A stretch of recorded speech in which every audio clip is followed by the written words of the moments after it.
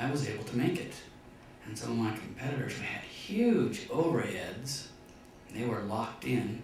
They either folded or sold out. And we're one of the last truly independent software companies in the United States. That's a national software company. And we do it because we do cost control. Okay. Standard operating procedures are something that means you need to understand how your business runs and document things. If you're running a store, you need to have an opening procedure and a closing procedure. If you're a bank, you know, when they open the bank every morning, there is a procedure. Do you know that the first person in will set something? It might be a blind being opened, or a light being turned on, or something. There's always a signal that says, I haven't been robbed today. Standard operating procedure. Most of us have a human frailty, and that is assuming because I know, my employees know. They can't be that dumb. Well, the truth is, it's not a matter of being dumb, it's a matter of not being informed. So if you are doing something and there is a way to do it, there's a right way and a wrong way, make sure that they know the right way. That's what SOP is about. So you have to train employees to do it your way, which we hope is the right way. SOP is an important acronym, but we have another one that's even more important. It's called SWOT. This is the basis, one of the more important things you're going to do as you prepare a business plan. And I believe you have to have a business plan if you're going to grow your business. You have to have an idea of where you are, who you are, and where you're going to get. And what's going to take to get there. That's a business plan. So you ask and answer these questions. First, what are your strengths? What makes you so special? And I'm going to stop right there. I'm going to tell you what makes you special. I counted 4 owners of business in here. Here's what makes small business special. First, we don't get any press. All the press is for the Fortune 500 companies, right? They get all the tax breaks. They got all the laws made for their benefit.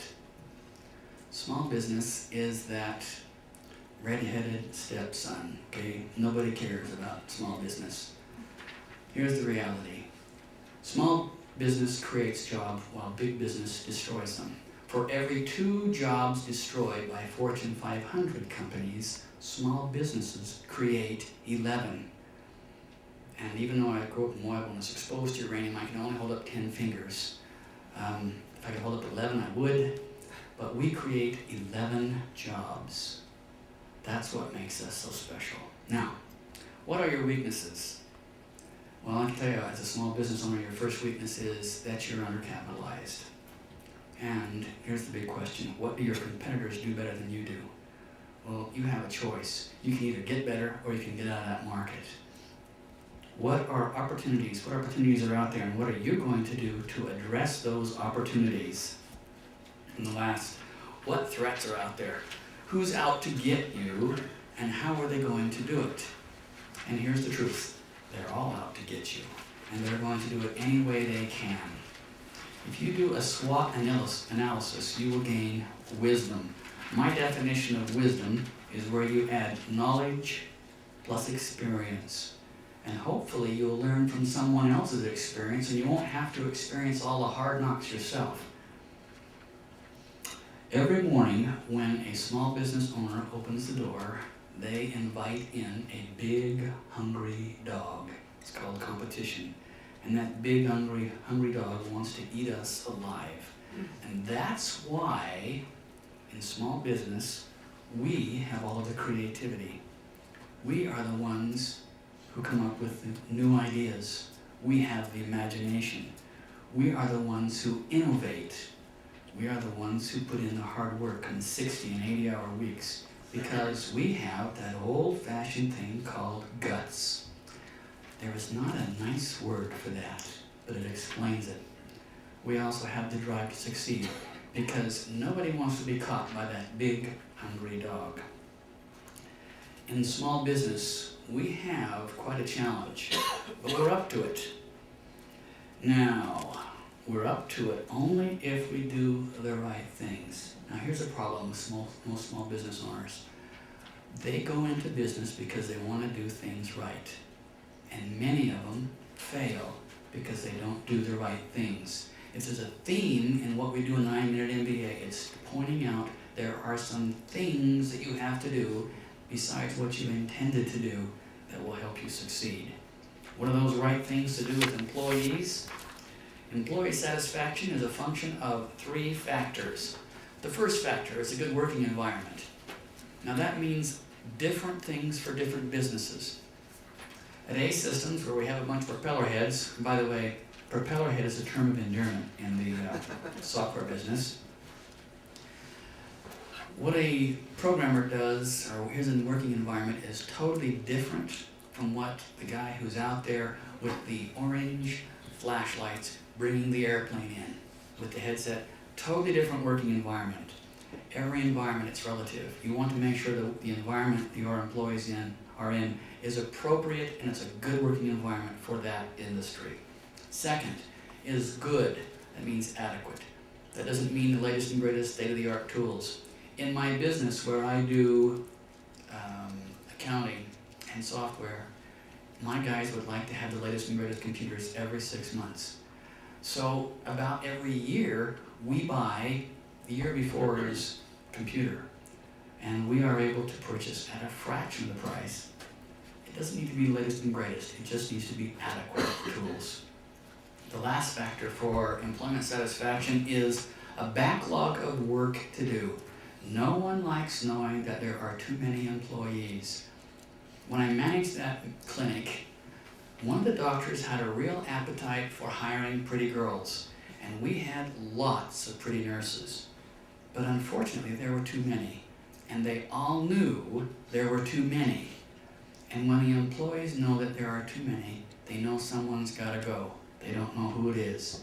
You know what that does to morale? Well, there was one girl who was smarting off one day, and I fired her. Morale went right up, because instead of being overstaffed, we were okay. Eventually, another girl got married and left, and then we were understaffed, and that's where we should have been. Keep that in mind. They need a backlog of work to do. But guess what? Money wasn't mentioned in that, was it? Now that came from Professor Peter Drucker. He is the man when it comes to business management. There is only one person that values themselves based on how much money they make, and that's the salesman. Because in sales, the money they make is a measure of their success. Most other employees find fulfillment in other factors than money. Let me tell you something about employees. When you're dealing with employees, if you want them to be happy, you need to treat them like volunteers. That is, you thank them for the work and the things that they've done that are special. And you build relationships with your employees by listening and paying attention. You have to focus on them in undistracted times. That doesn't mean an hour or 2 hours. That might only be 90 seconds. Just an undistracted time where you say to that employee, what you have to say is important enough for me to listen. That's what you're communicating when you listen. When you look them in the eyes and you pay attention to what they have to say. You don't necessarily have to act on what they're saying. I'm going to tell you something that some of you already know. Men and women are different. That may not be politically correct, but it's reality. When I was a banker, my boss told me this story about a lady who worked in the downstairs office. He went downstairs one day and he said to her, this vent, or she said to him, this vent above my desk is blowing on me and it's really cold. So he came over and he looked and he said, why don't we put some cardboard up there and tape it over so it blows away from you? And then he walked away. The next day when he came down, she said, you know, Reed, it's cold under this vent. And he said, well, why don't you move that desk over there? And it was an empty desk. And he walked away. The third day he came down and it's the same story. So he said, well, why don't we just turn the vent off? And he walked away. The fourth day he came down and she complained again. And so he talked to her and he looked at it and he says, it really is chilly over here, isn't it? And they talked for a few minutes and then he left. and she never